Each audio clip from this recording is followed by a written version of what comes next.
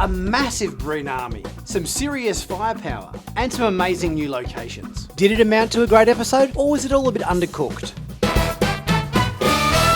Hey everyone, I'm Nick and welcome back to Sci-Finatics. Well, today we're talking about Star Trek Discovery Season 5 Episode 8, entitled Labyrinths. This was an interesting episode. This had a big scale to it, this episode. We got some pretty big environments and a sense of the size and scale of the Breen's forces, which were pretty impressive. We got an interesting new location in the form of the Eternal Library Archive, and some interesting comparisons perhaps to some past Star Trek episodes. Even though this episode had a great sense of scale to it, there was a few little things in terms of the plotting that kind of I was a little bit dubious about. I'm not sure whether that's because the expectation of this episode maybe didn't quite add up to what I thought it would be. It was still entertaining, but I think there were certain aspects of it that I thought would be bigger. Firstly, this wasn't a bad episode, but there were certainly things that I thought were going to be in this episode that didn't end up being. There was a few shots in the trailer that I thought seemed clear that they were going to be in this episode when we're talking about mindscapes and Burnham entering this other kind of realm to kind of deal with the problems to solve the puzzle piece. But those shots didn't end up being in this episode. Okay, that's fine. I was able to adjust my way of thinking. But then what essentially was in this episode perhaps didn't turn out to be quite as impressive as I thought it might have. It was great to see the massive Breen forces with the dreadnought ship there, all the troops lined up on the deck and everybody banging their weapons on the ground and everything. That was, the scale of that opening was huge. That was great. That was an amazing way to open the episode. Likewise, seeing the beam weaponry in action, you know, the tunneling beam firing on the library archive and everything. And just the technology and sheer force that the Breen have. And obviously they have grown as a power within the Alpha and Beta Quadrant to be essentially as big as what the Klingons and the Romulans used to be back in, say, TNG days and so forth. We saw the Discovery enter the Badlands and everything to get to the library archive, but the Badlands to me didn't look like the Badlands. Everything that we'd seen previous in terms of what the Badlands looked like from previous episodes of DS9, Next Generation or Voyager and whatnot, didn't necessarily seem like it was the same space. I think the fact that it was missing those funnels, like the tornadoes and everything, and there was sort of fire on the ground, and there was a sort of fire in the sky with these sort of funneling tornadoes thing going between the sky and the ground in this area of space. This didn't look anything like that. So I think the visual effects artists should have perhaps looked to past episodes and improved upon what had already been established, rather than essentially chuck it out and do something from scratch, which didn't really resemble what we'd seen of the Badlands before. I think the perky librarian, Hyrel, she was a nice addition. I was a little bit worried about this character kind of coming off a little bit too Valley Girl, kind of, oh my God, you guys, come and visit our library, it's just so awesome. That sort of very perky Valley Girl kind of type persona which she had, which is probably a bit different to what you would expect from your, ancient library that's been there, for hundreds and hundreds of years. You'd expect some wise old librarian like a Yoda type character to running it. So I kind of get where they were going here with this younger, perkier character. And she had a few little funny lines and everything. So I guess once you kind of flip that perception on its head, this character did in fact work, I thought. So that was a good aspect to this episode. We kind of found a reason to drag Book along, which kind of seemed a little bit crowbarred into this episode. The fact that we had the librarian say, oh, we've got a piece here from Quajan, oh, well, Book better come along then, it was sort of a bit, okay, like, I get the fact that you want to involve Book in the storyline, and they kind of had to find a reason why he would plausibly be on the away team with Burnham and co. And just the fact that he kind of had to go to the archive to look at the Quajan root clipping or whatever it was kind of like a little bit of I thought a bit of a crowbarred in way to force him along on this mission. I would have liked to see Reno come on this away mission for something a little bit different, considering she said she used to work in book smuggling and everything. She might have been a better fit for the away team rather than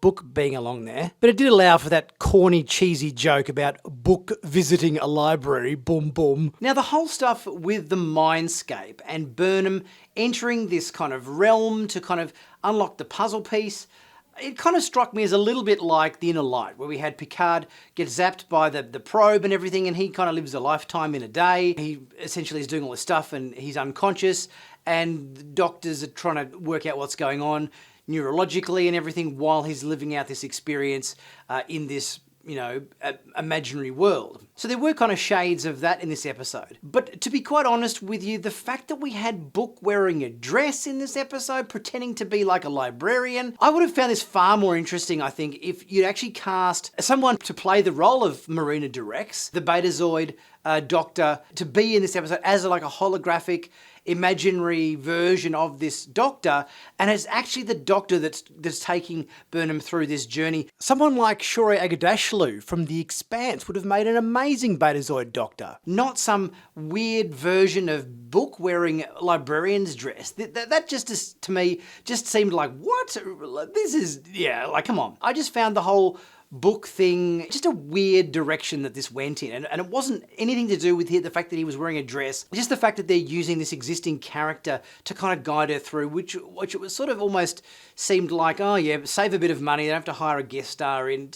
I think they could have done better in this particular moment. And the fact that we kind of had Burnham trying to lead herself out of the place with a bucket of sand, and then we had her kind of rambling on with some sort of self-analysis and everything, while she just sort of sat there and was watched over by the imaginary version of Book.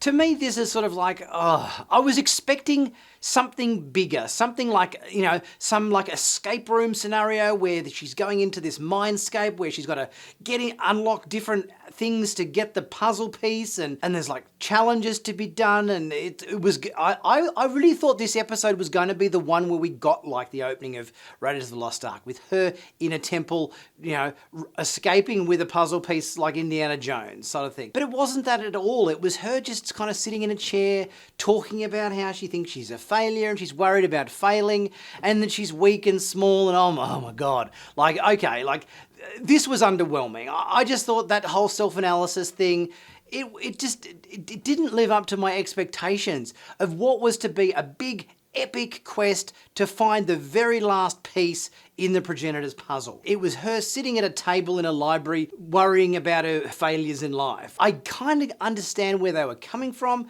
in terms of that being a necessary piece of information that they needed to get across, in terms of her displaying the fact that she was worthy of getting the piece and that she wasn't some warring person, could be self-reflective and look at her foibles and look at her, fallacies and all that sort of stuff, and be humbled by that, I suppose. So I kind of get that element, but when you're on a galaxy-wide hunt to find, ancient pieces of puzzles, just sitting in a chair talking about your feelings is a misstep. It was good to see Rhys take command of the Discovery in this episode. I'm glad that Rhys was getting a bit of time in the captain's chair. Obviously, we had Rayner working with Book on the station there, whilst Burnham was unconscious in the mindscape. And the fact that Rhys got to take the chair, I think, was cool. He didn't get to do all that much, but it was still good to see what we did see with him. So I'm glad that he's getting a little bit more time in the spotlight. When we finally did get some action in this episode, with the Breen basically using their tunneling beam to make a hole through the shields so they could transport through onto the library archive, and then you thought, oh, cool, like we saw so many of these soldiers at the start of the episode, this massive platoons of Breen soldiers all lined up, ready for action. I thought, oh, Jesus, like, how are the library is going to possibly withstand such a massive assault by all of these troops that are just lined up and ready to go at the start of this episode? And we just get a small handful, like maybe what seems like maybe 5 soldiers being on board the archive, and we don't even really get to see any of this fighting, really. It all kind of happens off camera. There's a bit of security camera footage of it going on. I would have thought we would have had a scene with Breen soldiers chasing Book and Rayner through corridors of the library, sort of shooting at them, and piles of books exploding and everything as they chase them out of there, anticipating a much bigger sequence, but it all kind of happened off camera. Didn't really show that much of it actually going on. So this was just another part of this episode that I kind of felt was a little bit undercooked. The whole Discovery escape thing at the end, where they, had a plasma explosion or something go off, just as they spore jumped away. I mean, this technique's been used so many times before, but they didn't seem to jettison any debris or anything to that effect to imply that the equivalent mass of wreckage and everything was in the place of where the Discovery used to be. At least when they did this exact same thing on Strange New Worlds against the Gorn ship, at least they had other debris and so forth released at the same time, so that they could actually at least fool the Gorn, who probably weren't necessarily as smart as the Breen. The Breen seemed like a much more intelligent race, and yet they were fooled by this very old and very simple trick of lighting up a gas explosion just as you go to warp and you'll just trick them to believe we've been destroyed. It's been done so many times before, and I think so much better than they handled it in this episode. I just would have liked to see that a little bit more thought out, particularly against a race that is seemingly so intelligent. And I think the ending of this episode, when Mole ends up killing Rune because he's willing to essentially attack it and destroy the Discovery, and he wants to attack the library archive, Mole overpower him, take his weapon off him or whatever, and kill him. And then for all of the Breen soldiers to immediately go, oh, yep, okay, we're following her now. You know, she's our boss now. It's like, I'm sorry, but that was just too much too soon.